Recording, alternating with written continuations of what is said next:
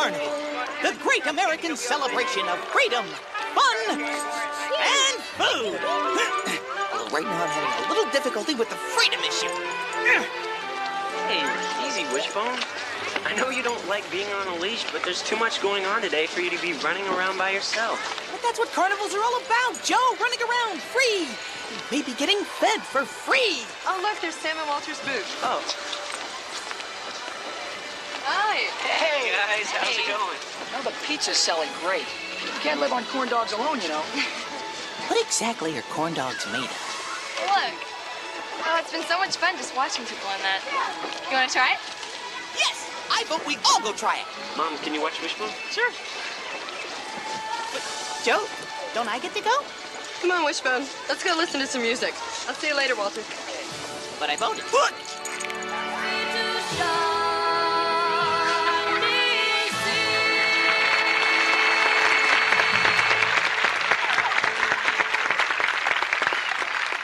Hi, Travis. Hi, Marcus. Melina has such a beautiful voice. Thanks. Yeah, she's about to sing her second solo. Oh, great. Hi, Wishbone. Hi, Marcus. I'm a political prisoner. How's your day been? Miss Taub, can I take Wishbone around the carnival? Sure. No cotton candy, Wishbone. No cotton candy? Oh, now this is going too far. Ellen, you... I am a dog living in the United States. I have rights. Freedom of speech, freedom of treats, freedom to go outside when I need to. Here's the last stuff, Miss Gilmore. Oh, thanks, Hank. Hey, and be sure to thank your grandfather for letting us borrow so many family heirlooms. I'm just sorry he didn't want to come. But I guess having all of this is the next best thing to having Ethan Johnstone himself. Trust me, Miss Gilmore. He'd send over his entire house to get himself out of public appearance. Oh, well, that's too bad.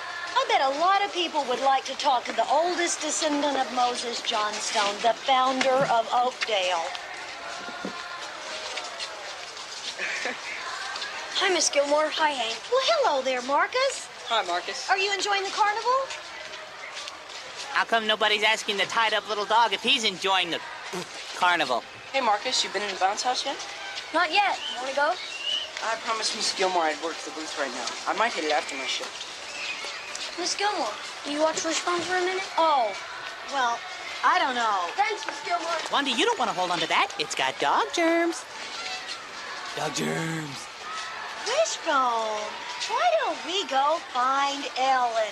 Hold down the fort, will you, Hank? Great idea! We'll go to Ellen, and I'll present a list of demands. Demand number 1, remove Wanda from the end of the leash. Demand number 2, remove Wishbone from the other end of the leash.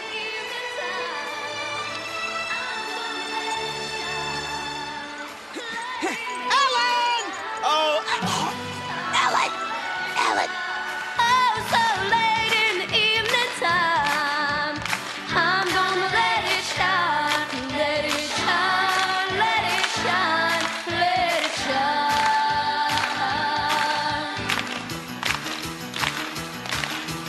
Everywhere I go, I'm gonna let it shine. Everywhere I go, I'm gonna let it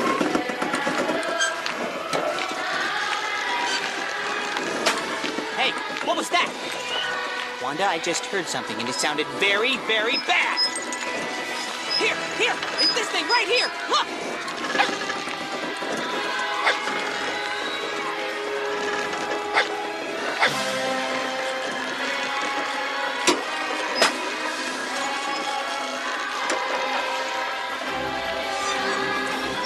Oh, no. Melina. Okay, everyone, I want you to move off the stage in an orderly fashion. This is not a drill.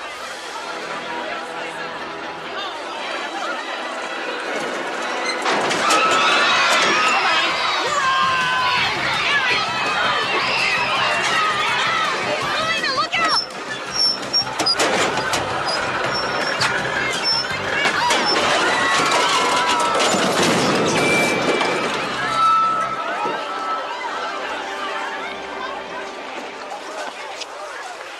Ma'am, are you all right?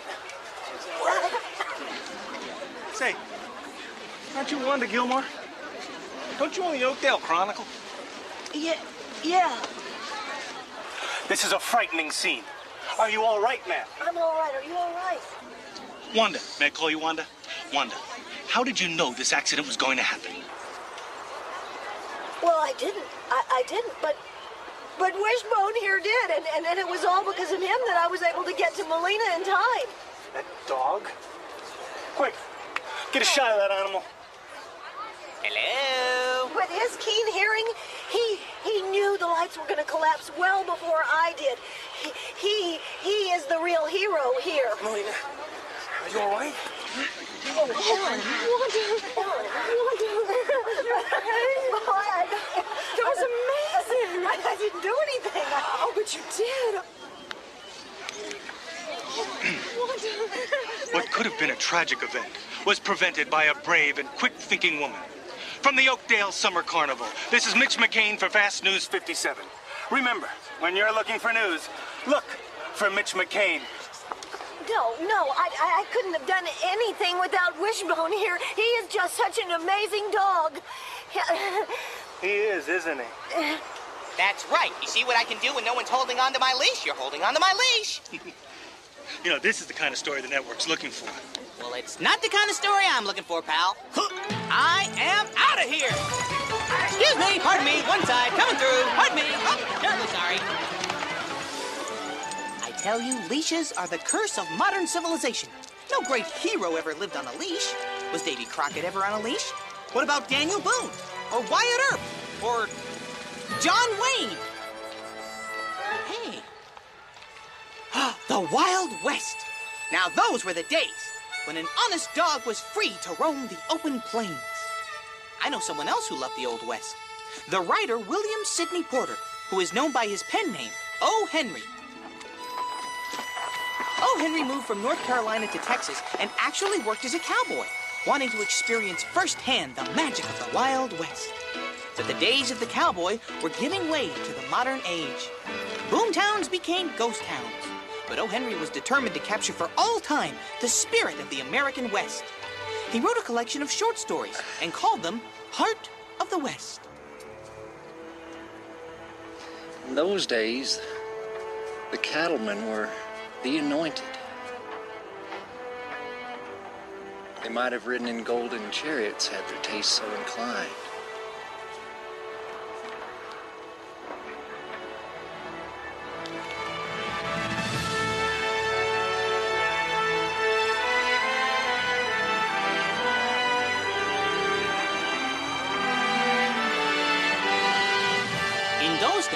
The cattlemen were the anointed. They drove huge herds across the vast plains of Texas. From the dusty trails came stories about a character of legendary proportions who cast a giant shadow across the Wild West. Long Bill Longley was his name. Long Bill and his best friend Tom Merwin were a fiercely independent breed. Why, there wasn't an obedience school in all the land that could tame them. Yeah, yeah, get him, yeah, yeah, yeah. Mooka! Ha! Yeah!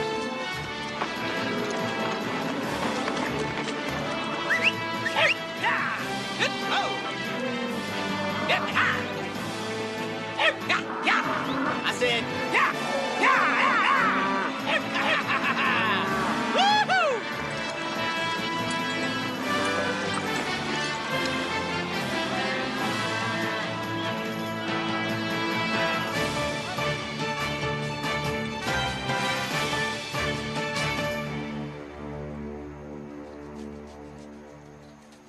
Even when Long Bill was just a pup, he was known as one of the best hands around. He worked long, hard hours on the open range. Oh, okay, Tom, put her in there. That's got it. Hey, Tom, we got 10 miles to go and we're out of posts. Luck, thrift, and a cool head raised him from cowboy to cowman. I'm cleaned out. Then there was Calliope Catesby, who gambled away every break he ever got, leaving him with nothing but a hole in his pocket and a hole in his heart. Say, Tom, it's been a while since Calliope's been in one of his bad humors. That's true, Bill. Calliope has been mighty calm these days. If he keeps losing money the way he has been, I don't know how long it's gonna last.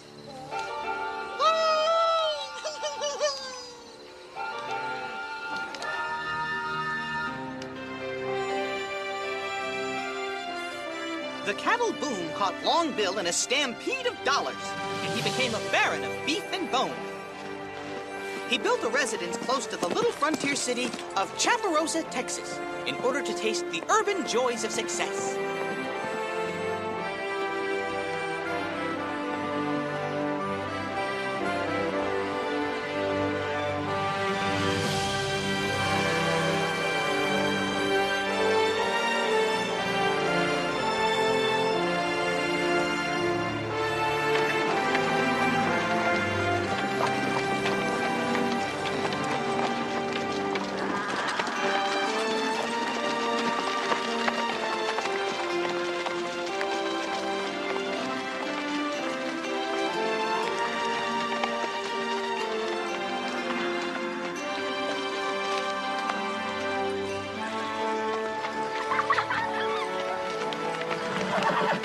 Although the cattle boom didn't catch Tom Merwin in a stampede of dollars, he remained in the cowboy trade, an honest hand, a hard worker, and a good friend. And every day without fail, Tom would ride into town and meet up with Bill to have lunch. Bill hung up his spurs, organized the First National Bank of Chaparosa, and became bank president.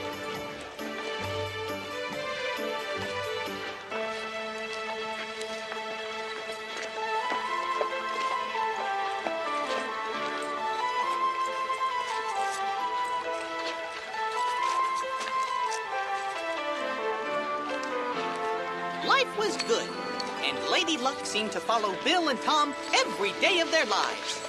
Every day, that is, except today. Happy days, Bill. How do, Tom? I'm feeling lucky. Well, I wish I were. Take a look at this. I received that by post today. That double magnifying glass wearing bank examiner is coming back to Chaparosa. I tell you, that man could find something bad in the middle of a church. Oh, come on, Bill. I'm sure your books are as straight as an arrow. Hey, look at this. I found this silver dollar across from the livery stable. I'm gonna take it as a sign. I'm gonna ask her today. Now, you wouldn't be referring to the notoriously single and beautiful Mame Dugan, now, would you? The one and only. Care to come along and see how it's done? You saved me from a mound of paperwork, Tom. Guess it's only fitting that I save you from a broken heart when Mame turns you down flat. Not today, Bill. Say, let's ask Marshal Buck to come along for lunch. Sounds good.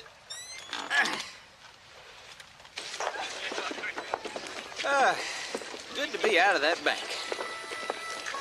It sure is a fine day, isn't it, Bill? Reckon you said something we can finally agree on, Tom. Say, you heard from Ed lately? Oh, not yet, but he'll be along. Don't you worry. I reckon.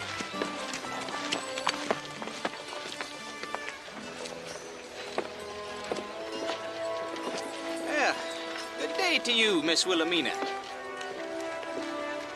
Oh, how are things at the bank, Bill? Oh, can't complain, George. Can't complain. So, George? See you, George.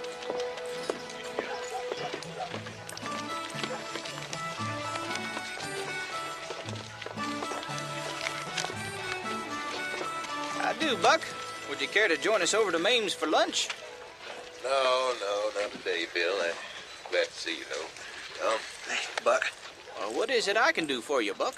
Hey, you know, I'll go on over and get us some stools, Bill. All right, Tom. See you, Buck. Calliope been putting out signals of approaching bad spirits. He's been finding fault with everything that's said to him. This morning, he kicked his own dog off the porch of the hotel, refused to apologize. Well, that's a bad sign indeed. Mm-hmm. Could be he's on the verge of another shooting spree. Well, Buck, I suppose the best thing to do is keep an eye on him, like you've been doing. And don't you worry. I'll be here to help you if you need me. Well, I thank you, Bill, and I'll take you up another day on that lunch.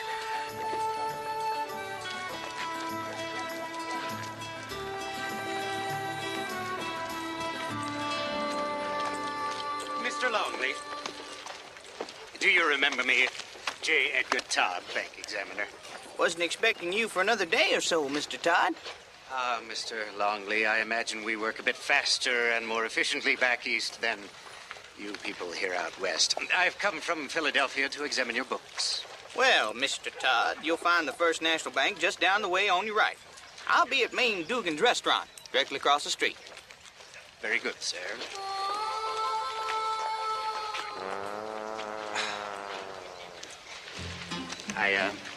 I shall meet up with you there.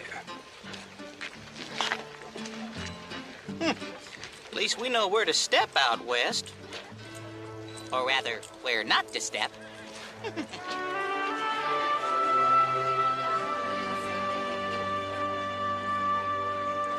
Marcus, Melina, oh, hi.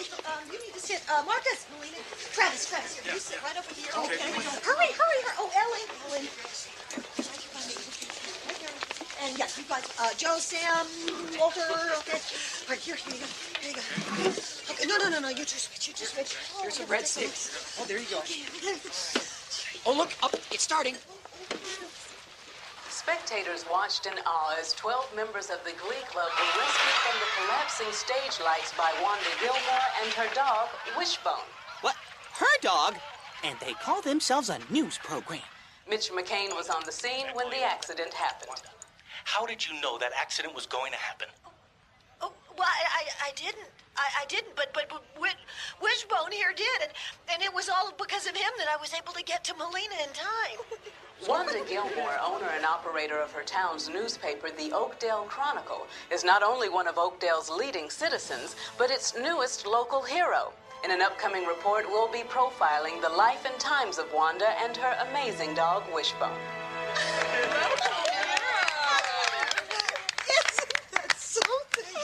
I'll say I look twice as big on TV. Guys, tell me the truth, really. Do I need to lose some weight? Wishbone just loves all this attention.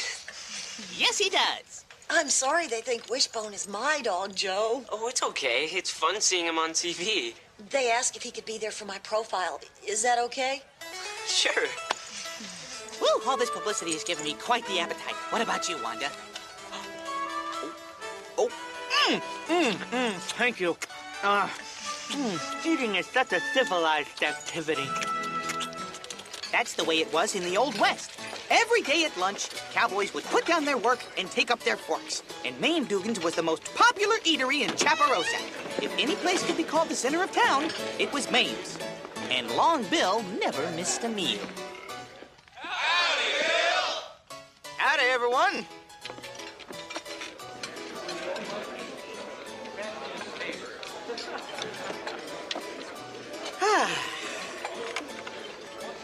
Now, what's wrong, Tom? You look like you just sat in a big old pile of sagebrush. I lost my lucky silver dollar. Well, that's too bad, Tom. You're right with you, boys. I tell you, this is my kind of place, and these are my kind of people. Now, what can I get you, honey? Hey, what's the matter there, Tom? Cat got your tongue? Well, ma'am, I think I'll have the meatloaf with mashed potatoes and gravy, fried chicken and black-eyed peas, a turkey pot pie, and a big old steak smothered in onions. Is that all? We're running a special on lamb stew, you know. Well, bring it on, ma'am. And could you throw in half a dozen biscuits? I've always been partial to biscuits. Sure, Bill. What about you, Tom? I'll just have the same as Bill. Sure that's gonna be enough for a big, strong man like you, Tom?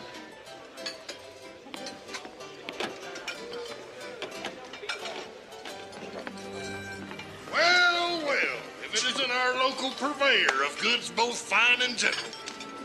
And here is an edifice of local knowledge and social graces. Your mother must be very proud.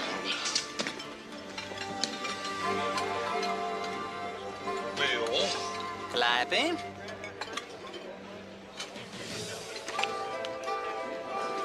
Well, howdy, Calliope. Well, howdy, Mame. What can I get you?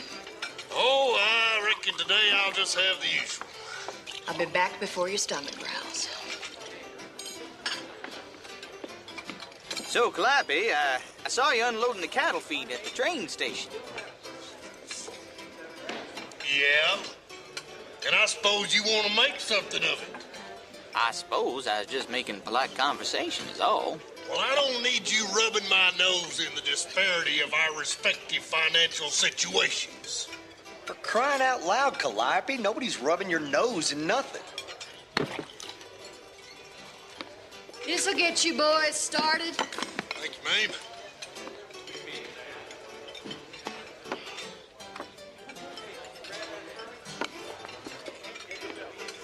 Mame, I wonder if you'd do me the honor of joining me on a sunset ride this evening? Why, I reckon you've never seen such a sunset as the one you'll see from sitting atop my trusty steed, Apricot. Calliope, I like you as well as I like any of them. But there isn't a man in the world I'd ever spend time with, and there never will be. Maybe you just ain't met the right fellow yet, man. Do you know what a man is in my eye? He's a tomb. He's a sarcophagus for the interment of beef, steak, pork chops, liver and onions, bacon, ham and eggs. He's that and nothing more. For 2 years, I've watched men eat, eat, eat, until they represent nothing on earth to me but ruminant bipeds. Well, man's gotta eat, don't he?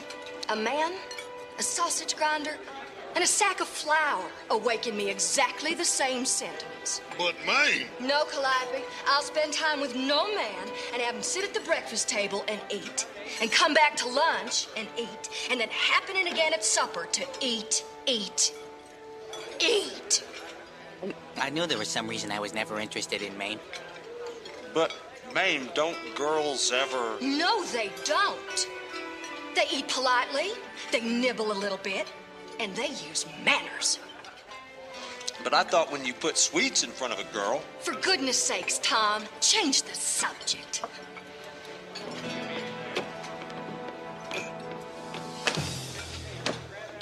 Look at you. Ain't no woman ever gonna be interested in you no-how. Now you've gone and made her jump to conclusions about all men.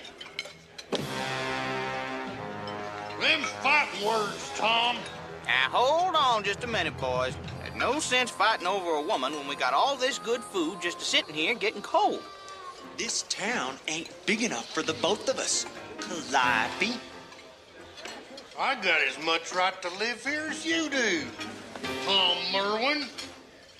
Just because you got more money than me doesn't mean you can tell me what to do. Is that a fact? Yeah. Oh, yeah? Yeah. You know what? I've been waiting to let you bring it on. You want me?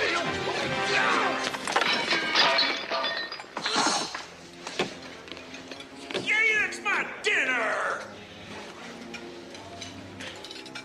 Now look at what you've done. Looks like dinner's on Tom. I can't see.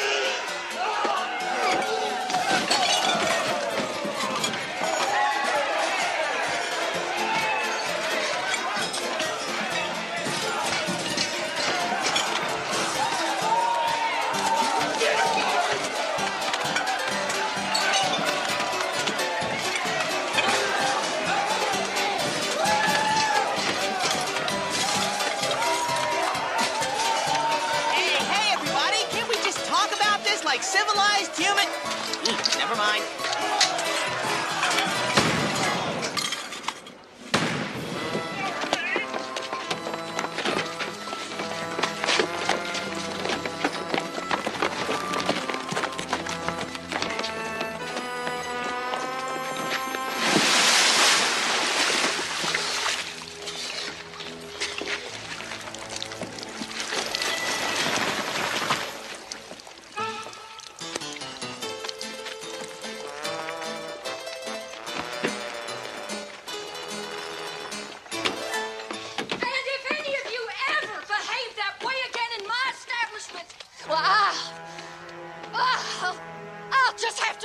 my prices. Yeah, don't worry, Mame. I'll bring by some of my friends later, and they can lick the place clean. My dear Mr. Longley, has there been some sort of trouble? Oh, just another day in Chaparosa. I see. There's this matter with the books. Oh, yes, the books. So, any brands in the roundup you didn't like the look of? Well, everything is in order, except for a call loan of $10,000 made to a Mr. Tom Merwin. Now, you violated 2 national banking laws. Now, hold on just a minute. First, you're not allowed to loan that much money to one person. Second, you made a loan with absolutely no collateral from Mr. Merwin and therefore have no guarantee the loan will be repaid. You're in a most serious position, Mr. Longley. The government has the right to prosecute. Prosecute? Now, look here just a minute, Mr. Todd. This here's Tom Merwin right here. Howdy. Yeah. Now, I made that loan to Tom on his word. I've always found that when a man's word is good, well, it's just about the best security there is. Oh, that's right. My word's as good as a law-abiding official contract. See, Tom herded 2,000 head of cattle that could be bought for $8 a head. Cattle I knew I could sell in Kansas City for $15 on the hook. Be that as it may. His brother Ed took the cattle on the market about 3 weeks ago. He ought to be back most any day now with enough money to pay that note and a whole lot more. That's right. That's the plain fact of the matter. And I think that makes good business sense, don't you? Well, Mr. Longley, I'll tell you what I'm going to do. I'm going to Hilldale tonight to examine a bank there. I'll pass through Chaparosa on my way back the day after tomorrow. You have until noon that day to pay back this loan. Otherwise, I'm afraid I'll have to do my duty. City slickers. Huh. Things sure are done different back east. So what's the atmosphere like here now that you're working with Oakdale's newest hero?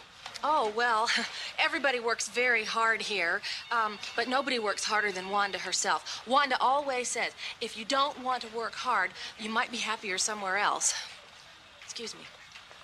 That's great. Okay, let's move on to Wanda now. Nice to meet you, Mr. McCain. No, nice to meet you, Mr. McCain. Nice to meet you, Mr. We're going to get a shot of you working and then some more sound bites from some of the other employees. Sound bites? Oh, sounds great. That reminds me, I made snacks. Cookie? Ooh, I'd love a cookie. Nice to meet you, Mr. McCain. Hi, Miss Gilmore. Oh, hi, Sam. I'm sorry. I can't talk to you right now. The TV people are here. Hi, Sam. Pretty exciting, huh? Yeah. Could you just huddle over your desk here, please? Huddled over here? Well, I usually sit... Oh, well, whatever you say, Mr. McCain.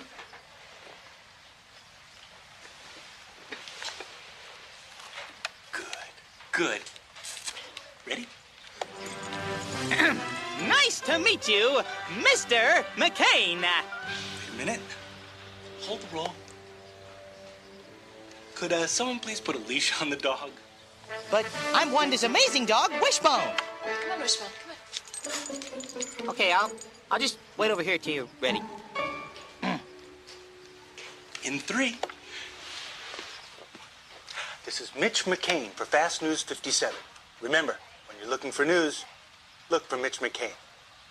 I'm here with Wanda Gilmore, an Oakdale hero and a woman of mystery as well. Mystery? This is an exciting time for you, isn't it, Miss Gilmore? Well, yes, in a way, I guess it is. Miss Gilmore, our investigation has discovered that not only do you own the Oakdale Chronicle and the beautiful building it's in, but you also happen to own the building that Oakdale Sports and Games is in. Isn't that so? Well, yes, but I've tried to keep that quiet. Well, I don't mean keep that quiet. It's just that it's rather personal. There are particular reasons for my owning it. So, you just want to keep it a secret for personal reasons? Wait, please. Oh, you're turning my words around. Isn't that what you said? There are personal reasons? I wanted to be sure that the old Oakdale firehouse was preserved. You see, my father instilled in me a love of these wonderful old buildings, and so when I was able to purchase it, I jumped at the opportunity. So you began buying up government buildings to control development. I see. Is that also what your father wanted? No, of course not. That is not what I meant. You're changing my words again. I think I have everything I need.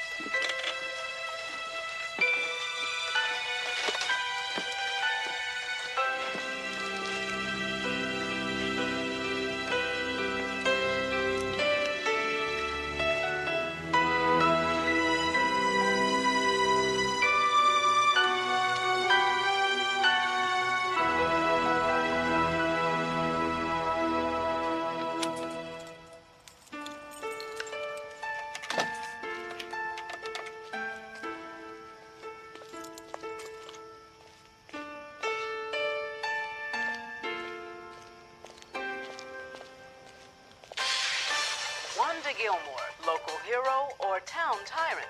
Things may not be as they appear for the Oakdale hero. Learn about her secrets and backroom dealings in Mitch McCain's exclusive investigative report tomorrow on Fast News 57.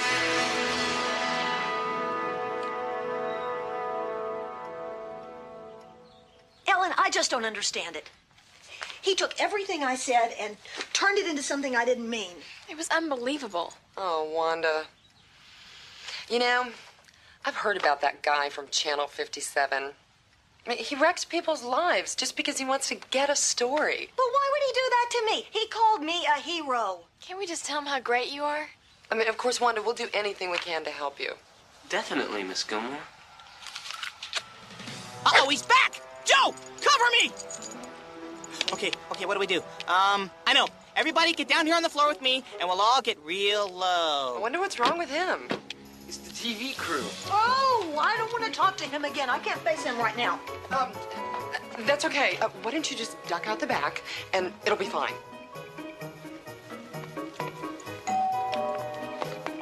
Psst, Ellen, let's all duck out the back. Ellen. Hello? Oops. Hi. Mitch McCain, Fast News 57. Oh, Mr. McLean. McCain. Right. Well, I hope you're ready to set the record straight about Wanda. Absolutely.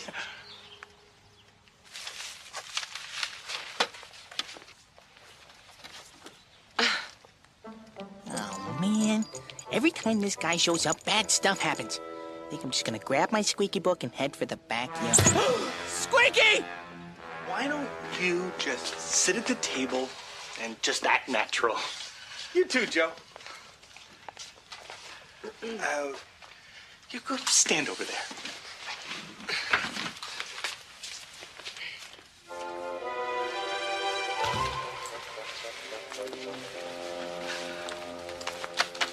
Rolling.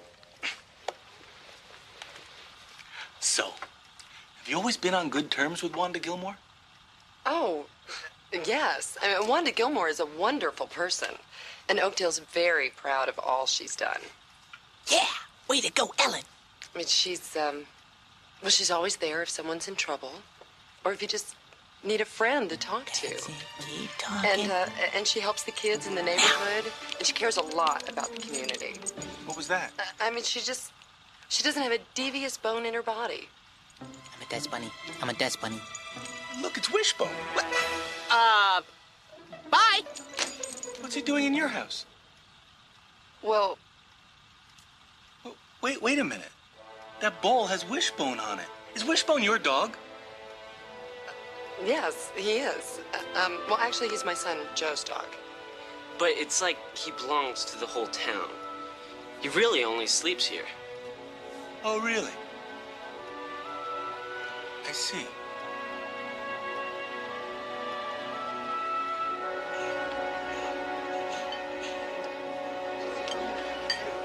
And now, Mitch McCain's Fast News 57 investigative report on Wanda Gilmore, local hero or town tyrant. Thank you, Helen. We watched in awe as Wanda Gilmore rescued young Melina Finch from the wreckage of the collapsing stage of the summer carnival. But there appears to be a dark side to Wanda Gilmore. We talked to some of her employees down at the Chronicle. Well, everybody works very hard here. Wanda always says, if you don't want to work hard, you might be happier someplace else. Excuse me. And Travis Del Rio told us about Wanda's stronghold on the local business community. She loaned me the startup money. She also helped Walter Kepler start his business, Pepper Pete's, in her other building. So she owns Pepper Pete's, too? Well, yeah. Look, I'm sorry. I thought everyone knew that.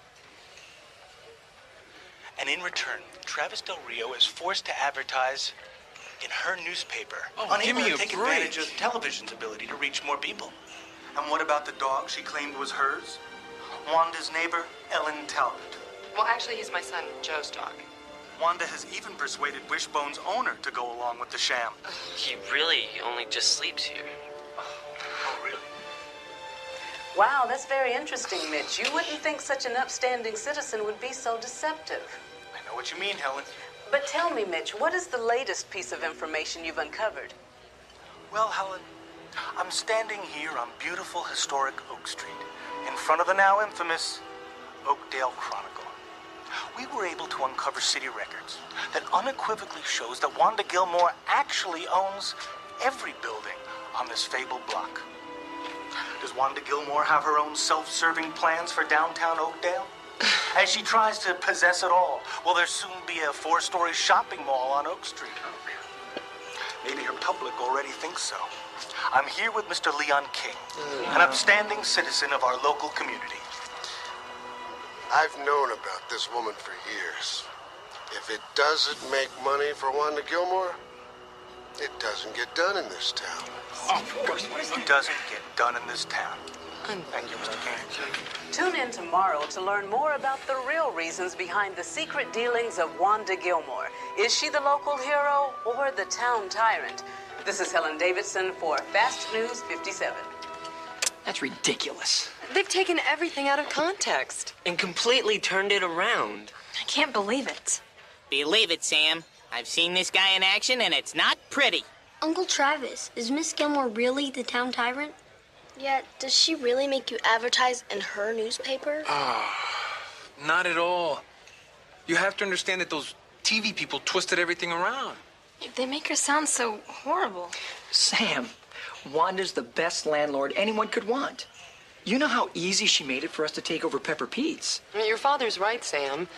There was nothing deceptive about what Wanda did. I mean, she kept her father's dream of preserving the beauty and the history of Oakdale.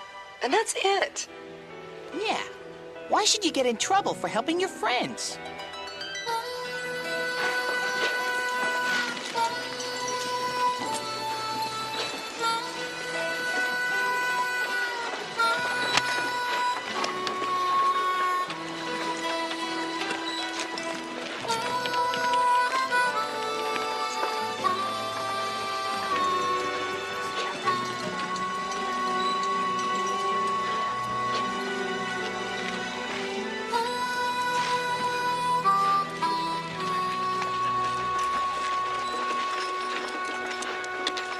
Tom, you, heard anything from Ed today?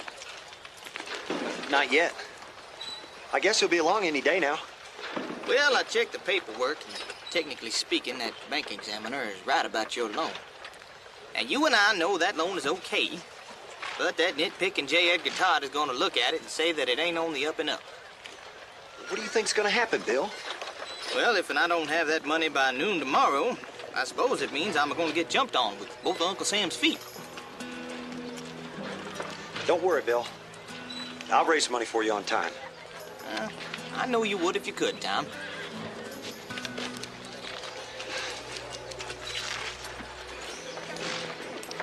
What was Long Bill thinking? He is president of the First National Bank. There are government regulations and such. He had no right putting through such an improper loan. So, you gonna help me out, Coop? Now, don't say no. I owe that money on a call loan. It's been called. And the man who called it is a man that I've slept on the same blanket with in cow camps for 10 years. Now, he's got to have that money. And I've got to get it for him. Well, I wish I could, Tom, but I have a partner, you know? And besides that, we're making a shipment of $15,000 to Meyer Brothers in Rockdale to buy cotton. He goes out on the first coach tomorrow at dawn, so you see, that leaves our cash quite short. I see. Sorry we can't arrange it for you, Tom.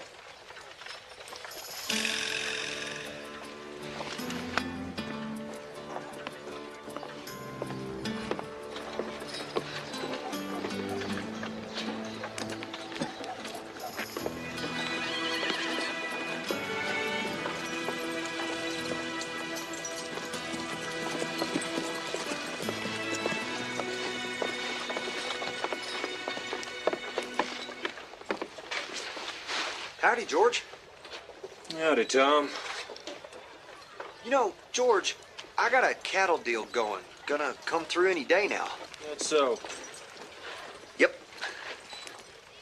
But you see, I need some capital to cover a loan I took out from Long Bill. Oh? Let's say you front me $10,000, and I'll double that return for you in a few days. $10,000. I don't have that kind of money. Long Bill in some sort of trouble, Tom? Oh, it's that dang bank examiner come to town and called in my loan. If I don't pay that money back, it's going to be on Long Bill's head for giving it to me in the first place. I'm sure sorry to hear Long Bill's in trouble with the government.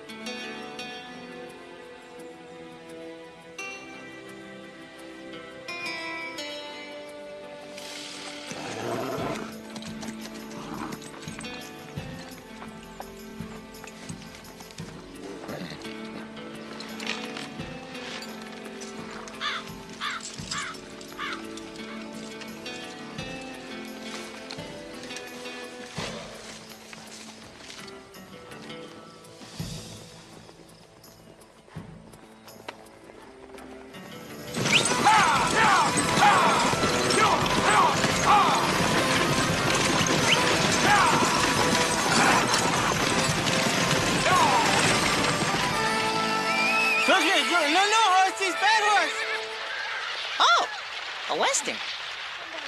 Oh, you made me very uncomfortable. What he says? What he says?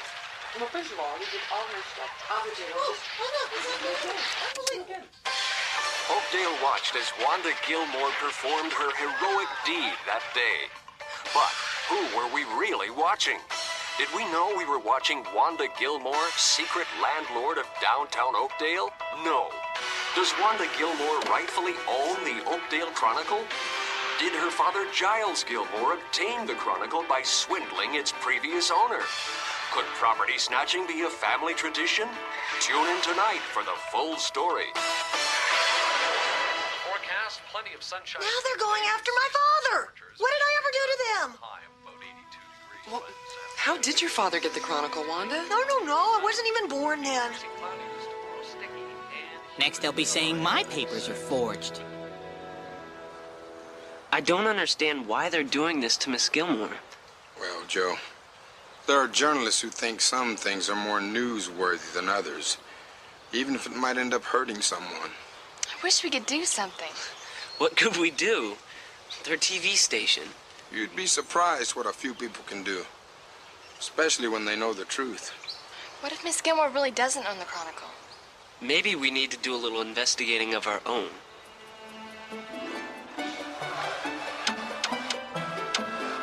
Paper goes up, paper goes down, paper goes up, paper goes down, paper goes up.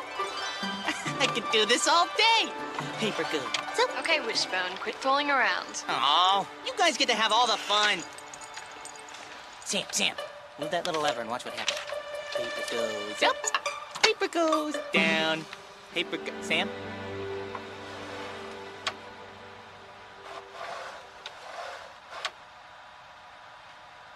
Find anything yet? Not really. Hey, wait. On May 22nd, 1932, the ownership changed from Skelton to Gilmore. There's nothing in this history book either. We're really coming up empty, you know. I found the 25th anniversary special edition of the Chronicle. Maybe there's something useful in it. Oh, come on, it's my turn. Paper goes up, paper goes down. Look, here's a picture of Miss Gilmore's father. Who are all those other people? I'm not sure, but I know that's Ethan Johnstone. Well, that's Hank's grandfather. Maybe Hank can help us out. Is there a way to get a printout of this? Sure. Wanda! Oh, I'm so glad you're here. Tell us what's going on. We've been getting calls all day. What's this about you not owning the Chronicle? How are we supposed to respond to these allegations? Please. What do you want us to say? Everyone, there's nothing to worry about. Let's get back to work.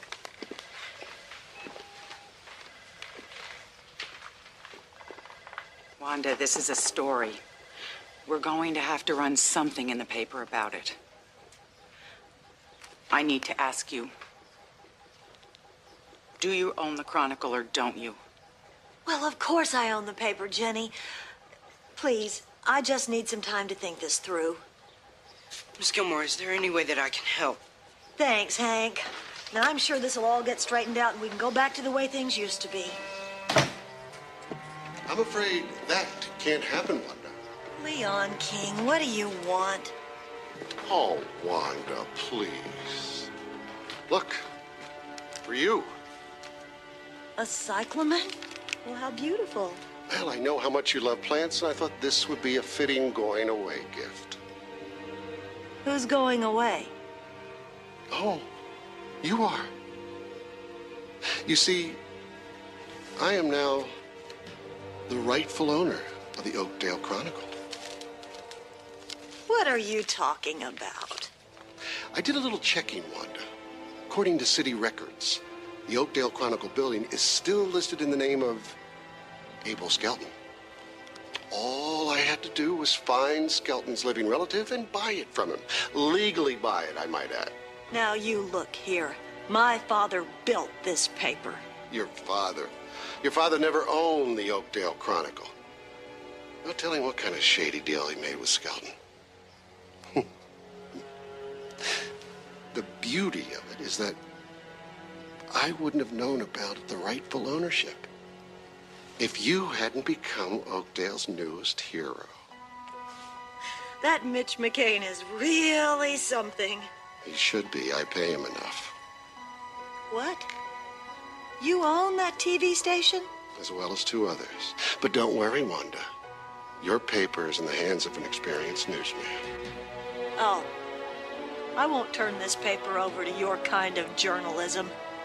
There must be something I can do. Oh, there is, Wanda. Get out of my newspaper.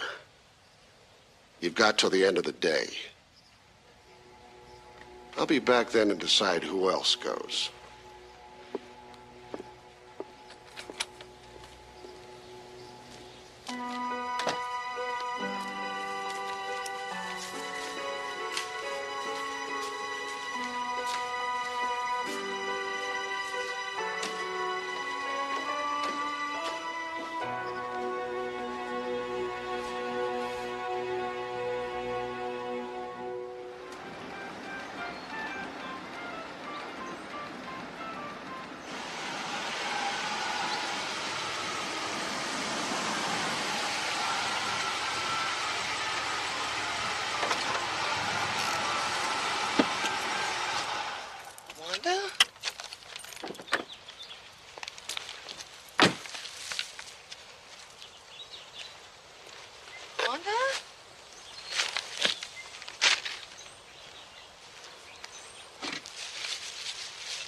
Are you okay, Wanda? No.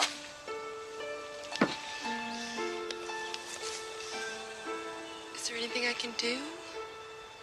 I doubt it, Ellen. It's all a little bit late for anything, isn't it? No, it isn't, Wanda. It's never too late for your best friend. Thanks. It'll all work out. Because you're bigger than the newspaper, Wanda. And Wanda Gilmore is so much more than what a Mitch McCain shows us on TV. I'm not so sure anymore, Ellen. Not so sure.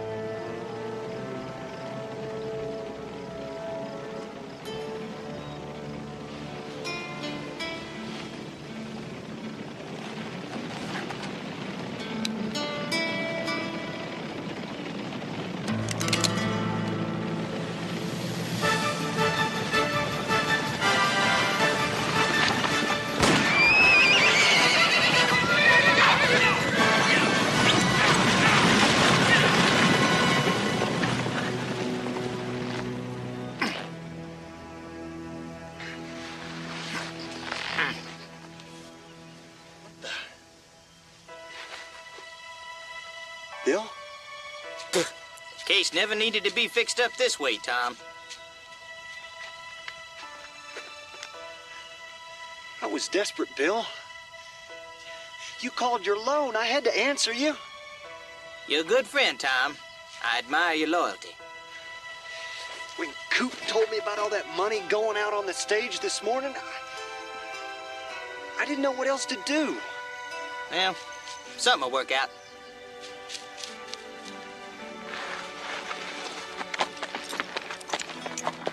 What time did you say that bank examiner was coming back? Around noon. What about Ed? Think he's on his way back with that money? He's gotta be. There ain't no two ways about it. I suppose we could take us a ride into Montgomery, see if he's there. Sure. It'd be just like old times again, out on the trail. We had us some good times, didn't we, Tom? We sure did, Bill. We sure did.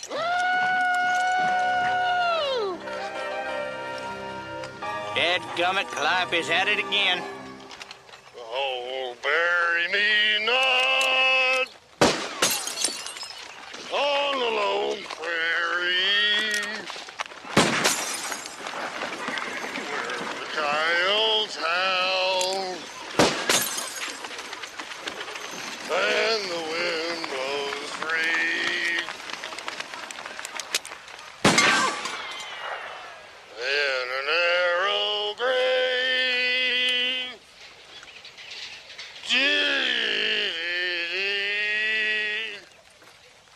oh, bury me not on the lone prairie.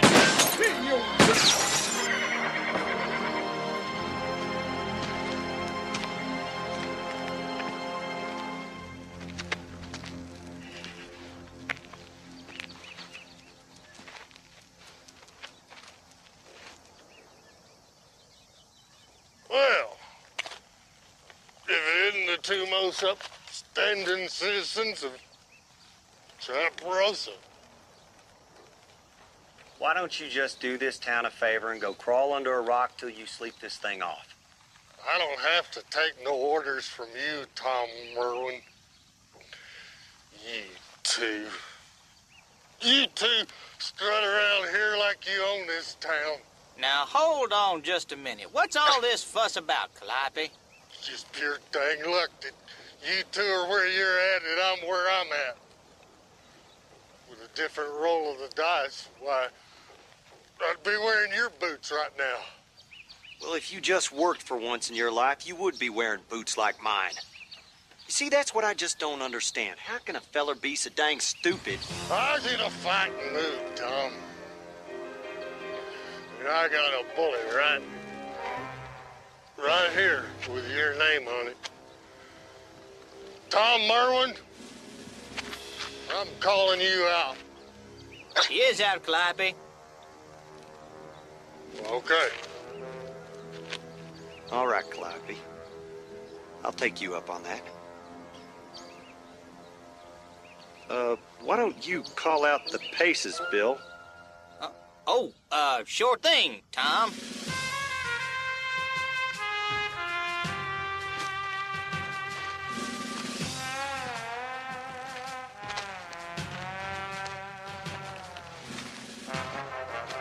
All right, boys, back to back.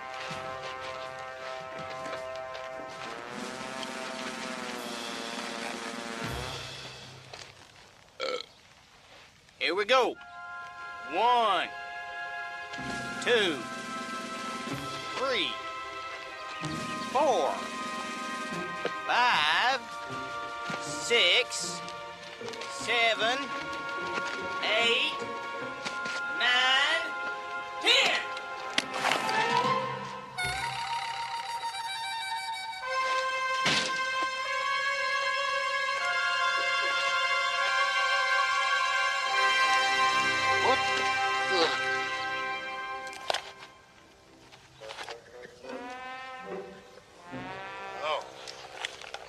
Oh, I see. Well, that's the last time he make a fool out of me.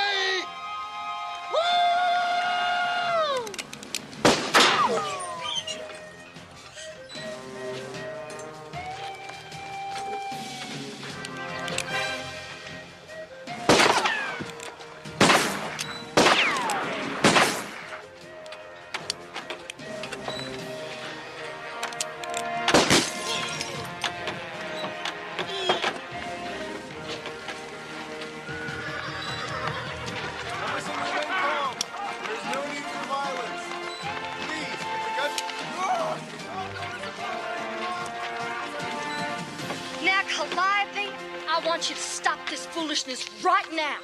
Come inside, I'll make you a nice breakfast. Well, okay. I guess that means you'll be having your breakfast somewhere else today.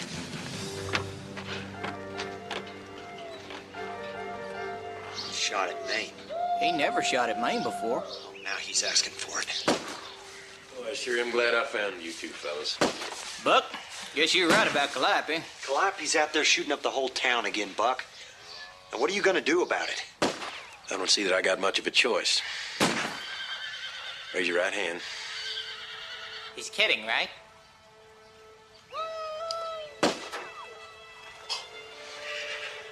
I hereby deputize the both of you. Till this situation is resolved.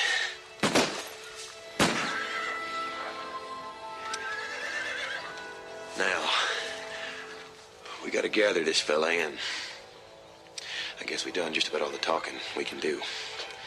So you shoot, just as soon as you get a shot. I don't have a gun. You keep behind cover and you bring him down.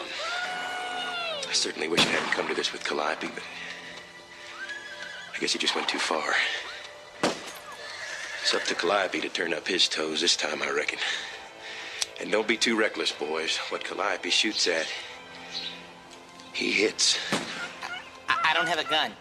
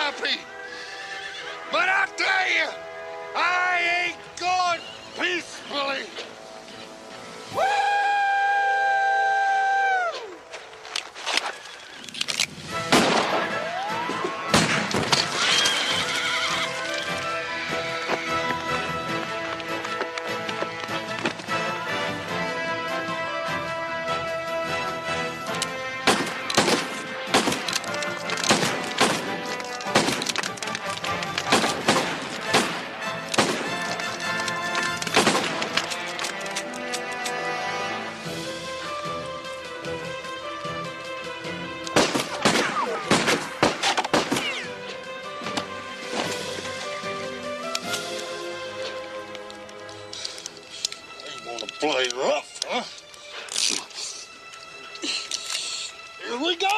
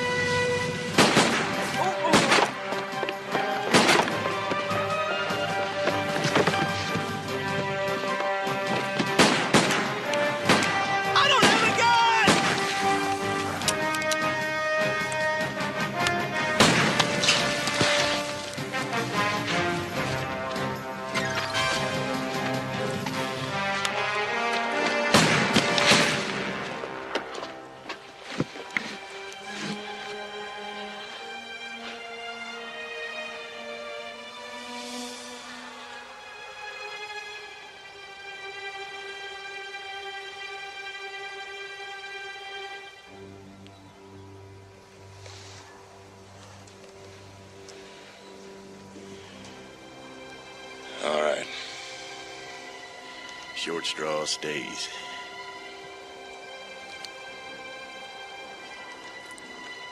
Bill?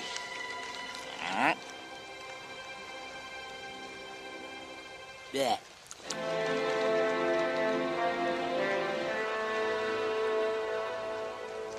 Well, that's it then.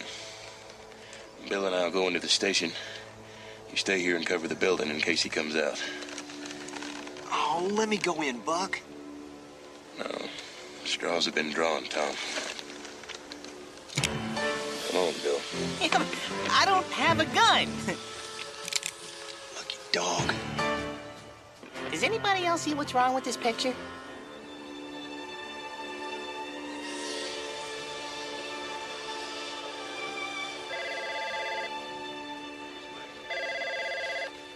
So then the dog says, I don't have a gun. Oh, that's funny. Mr. King owns it? Where's Miss Gilmore? I haven't seen her since he left. And I've been looking through the Chronicle's archives ever since. But I still haven't found anything that proves Mr. King wrong. I read the whole comic section. No help there. We've been trying to help, too. This is all we turned up in the library. That's my grandfather. Yeah, we thought he might know something. I never thought of that. Let's go ask him. Hey, why don't you guys go see him, and I'll keep looking in the archives. Good idea. Let me show you where they are. Okay. Hey, Joe. Looks like we've been deputized to save the ranch.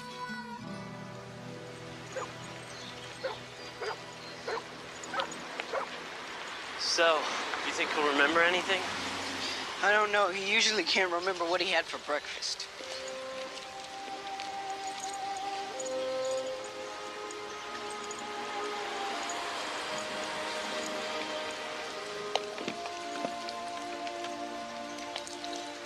Grandpa? Who wants to know? It's me, Hank. Hank? Your grandson.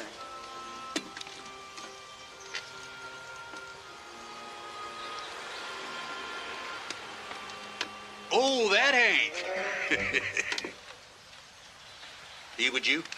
This is my friend, Joe Talbot. I meant the dog. Yeah, he is. This is Wishbone. He can wait by the bushes. He'll be okay. Hi there, little fella. Come on up here. I'll handle this, boys. Grandpa, it's like this. Mr. King claims that Wanda doesn't really own the Chronicle, and we were wondering if you could provide us with any information at all that could possibly help, or you could just scratch my head. We were just wondering if you knew anything about the Oakdale Chronicle. Of course I know the Oakdale Chronicle. It's the paper. We know. Could you tell us what you remember about this picture? Do you remember anything? Yup. That's me. Right, Grandpa. We just wanted to know if Giles Gilmore really owned the paper. Of course he owned it. Owned it fair and square. Didn't he, boy? Sure. We remember, don't we, Jack? His name is Wishbone, sir. Right. You told me that. But I just can't tell you how much he reminds me of my dog, Jack. You look at this picture.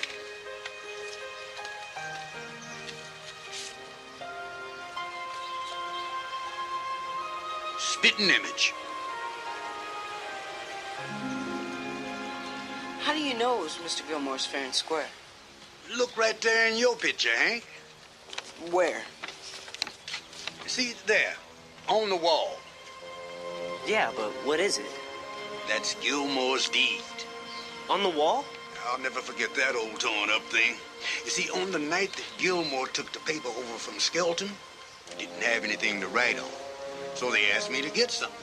The only thing I could lay my hands on at the time was this old calendar. So I tore off a month, they signed it, and they stuck it right up there on the wall. Hank, that's it. Grandpa, do you think you could help us find it? No, it has to be at the Chronicle. Those Gilmores never threw anything away, especially something that important. No. Guys, I've looked all over this place, and I haven't seen anything that looks like that. Nothing down here. Should be easy to spot with Gilmore's winning poker hand right next to it. Poker hand? It all happened one stormy night about 65 years ago. My daddy was playing poker with Giles Gilmore and Abel Skelton in the back room of the inn. I was in charge of keeping the glasses full. Last hand, gentlemen. The least you could do is let me win one hand before the night is over. Thanks, Jack. Giles Gilmore was a young upstart in town with big dreams and a shrewd instinct for good deals. Oh, what you gonna do there, Giles? He was a real risk taker. I guess that's why he loved to play cards. And on that night, he was dancing with Lady Luck. I'll start with 500. Two of the richest men in town were there, and Gilmore was winning every hand. One of those men was Abel Skelton. See your 5. And I'll raise you 1,000. That's too rich for me.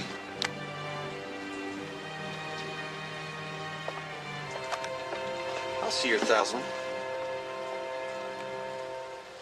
Raise you 500. Skelton didn't like Gilmore very much, and he was determined to win at least one hand before the night was over. See? And I'll raise you 5,000.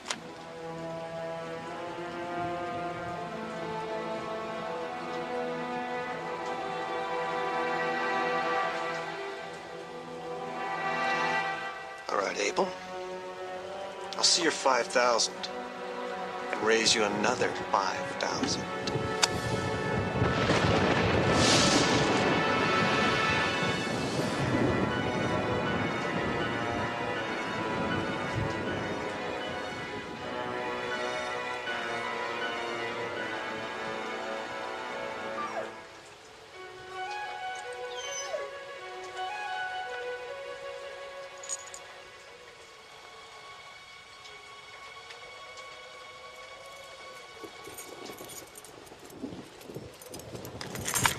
These are the keys to the Chronicle. It's not much of a paper now, but it's got to be worth at least $5,000. I called.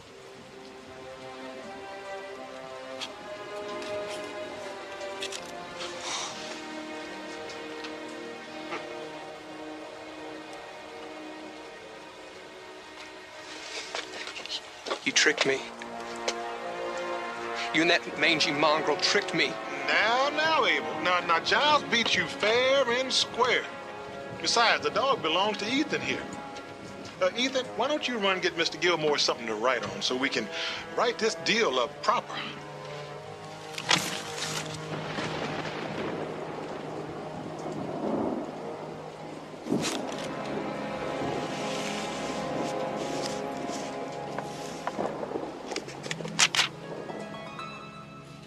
And that's how it all ended up. Skelton moved on to another town, and Gilmore made the paper what it is today.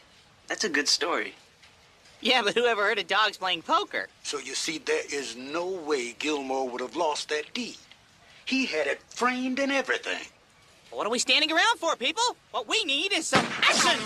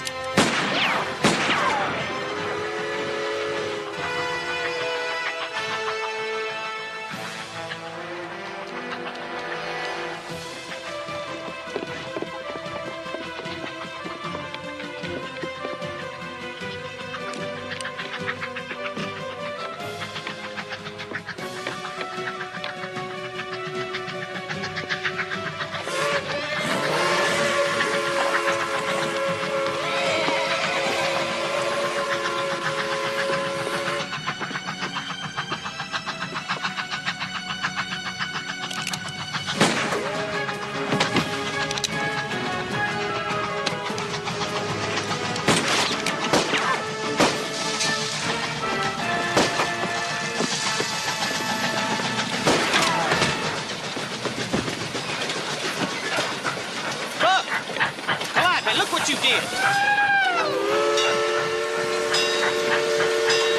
You all board the same, Bill? Ma?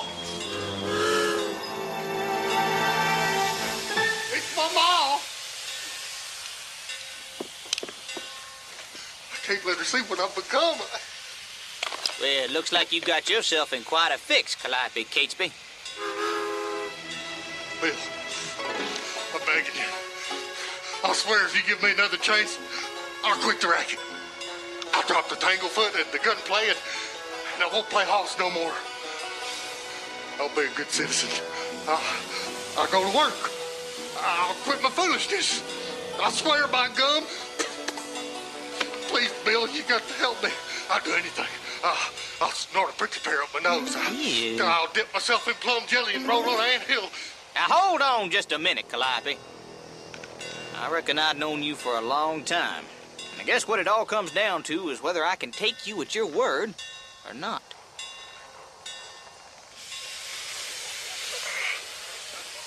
There now, great big strong man. That bullet never touched you. You was knocked out by that shutter there, and it kind of paralyzed you for a spell. I've heard of this before. Oh, concussion. That's what they call it. You don't know me, I reckon. I just come in off that train from Alabama to see my son. Just think now. That little old boy of mine has got to be an officer. City marshal of a whole town. Well, that's kind of like a constable, ain't it? I heard them guns a shooting while I was coming off that train. Listen, you mustn't hold no grudge against my boy for having to shoot at you. An officer has got to tend to the law. That's his duty. And them that acts bad and lives wrong just has to suffer. So don't blame my son none. He's always been a good boy.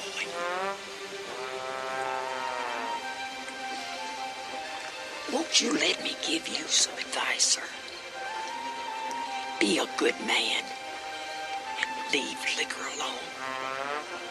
Live peaceable and godly. Keep away from bad company. Work honest. Sleep sweet. And,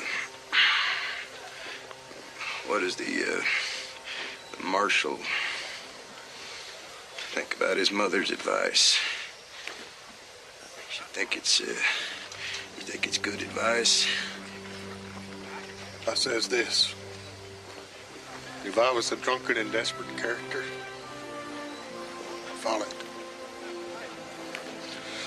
And if I was in your place and you was in mine, I'd say, Marshal, I'm willing to swear that if you give me another chance, I'll be a good citizen. I'll go to work. I'll drop my foolishness. You have my word on that.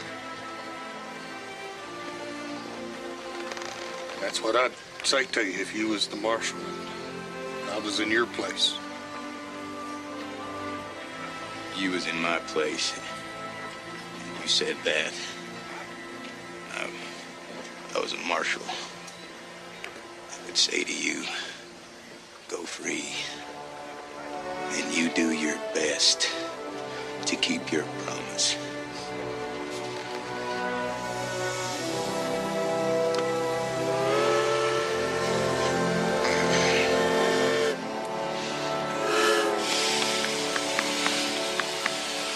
When you gonna eat something, son? You're skin and bones. Ah, Mr. Longley.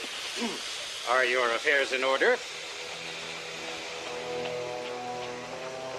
Not exactly. No use in stalling, Mr. Longley. The magistrate will be arriving shortly on the stage. Are you the marshal here? Allow me to introduce you to U.S. Marshal Calliope Catesby. Calliope, this is J. Edgar Todd, bank examiner. Very good, Marshal. I need you to arrest this man. Long Bill? You want me to arrest Long Bill? Oh, yes. He is to be arrested and taken to the jail, where we shall wait for the magistrate to arrive and settle things. Mr. Longley is well aware of the situation. Well, go ahead, son. Do your duty.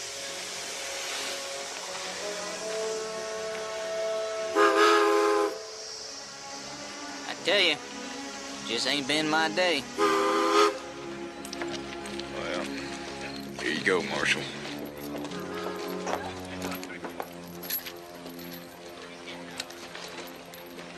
I sure am sorry about this, Bill. Oh, great. A leash. Don't worry, Bill. I won't let you go to jail. I'll take your place if it comes to it. I just hope Ed shows up before that magistrate does. Hold it, Marshal. I believe that is the magistrate now.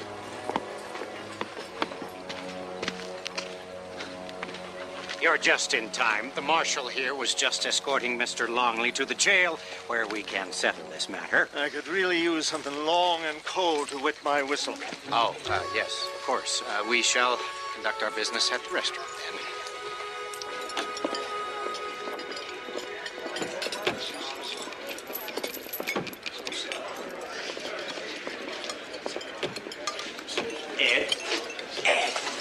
When'd you get in? I just come on the noon train. All I could think about was Maine's fine fixings the entire way. Well, I do believe I could eat myself a steer. Did you make the deal? All bought and sold. There's 30,000 greenbacks in that sack. Mr. Todd, this is my brother Ed. As you can see, I have more than enough money to cover the loan. Is that what this is all about? You got me out here in the middle of nowhere for this? Marshal, you may release the prisoner. Don't you ever think before you jump to conclusions? Well, now, I...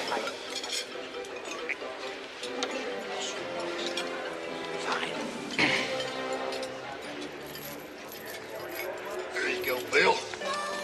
I'm free? I'm free! Free!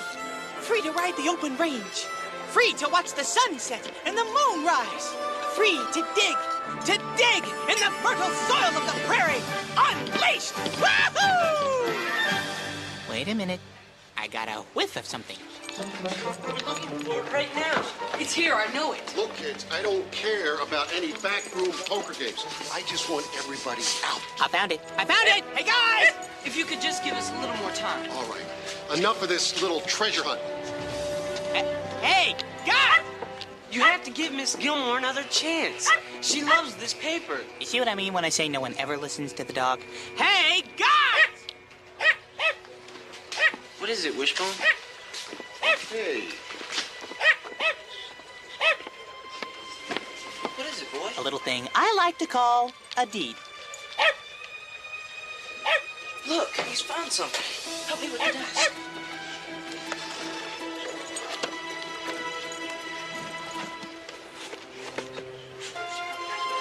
This is it. I can't believe you found it, Wishbone. What's so hard to believe? I'm a dog of many talents when I'm not on a leash. See, this is it. This proves Miss Gilmore owns the Chronicle.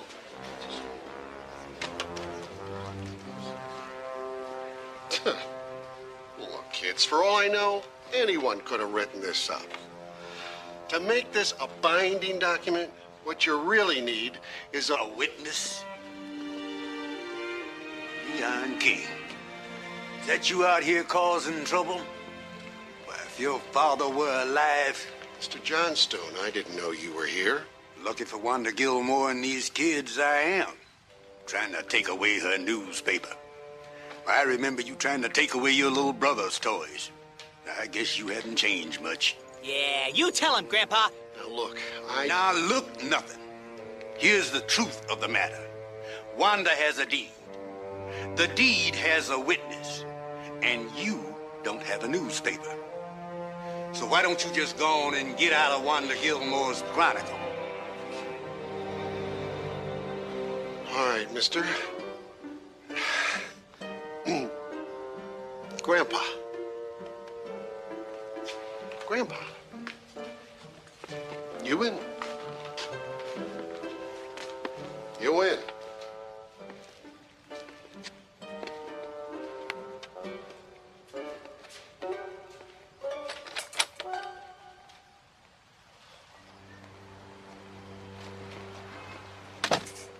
That's great.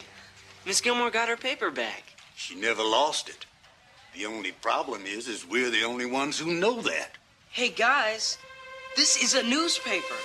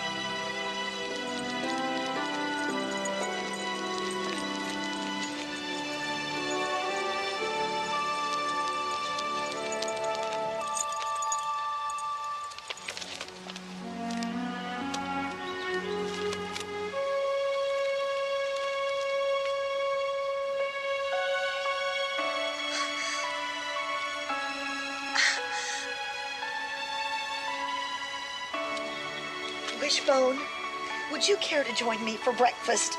Oh, yes. Always room for another breakfast. Good evening. This is Helen Davidson for Fast News 57. It has been brought to our attention that there were one or two erroneous statements in Mitch McCain's investigative report on Wanda Gilmore. We seriously hope that our comments and statements did not offend Wanda Gilmore or anyone in the Gilmore family. And now, here's Mitch McCain with part one of his week-long expose, The Dewey Decimal System, a secret alien code. Fact or fiction? Thank you, Helen. Wanda, I think we need to do a news piece on something really important. An important political issue. Something that concerns every American citizen's basic rights of freedom and happiness. I want to call it Abolishing Leash Laws, the right thing to do.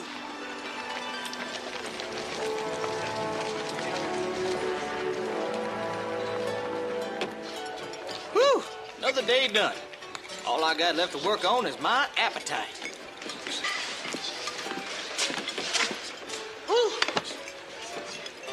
I just put Ma on the train back to Alabama. Here. I can't take being marshal no more. There's too much responsibility. Does this mean you'll be returning to your former ways, Calliope? Oh, no. No, sir. Nope. Calliope. I learned my lesson. Here you go, boys. Thank you, ma'am. Thank you, ma'am. Tom, you didn't want anything? No, ma'am. I think I'll just stick with coffee.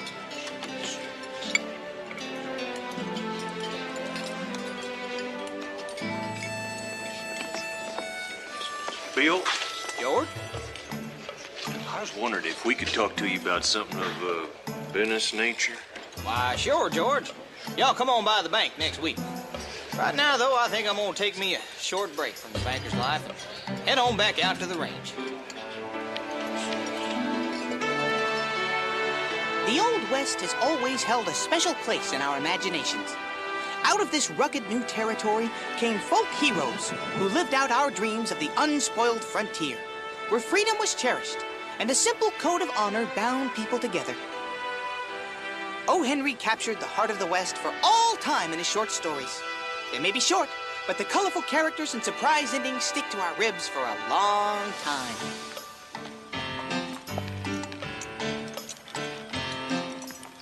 So, Mr. Henry, may I call you O? Thanks. You know, I have my own idea for a story. It's about a dog, not just any dog, but it's about a dog, and he talks. Well, okay, he talks, but nobody really pays him any attention. Nobody listens to the dog. That's one of the things he says all the time.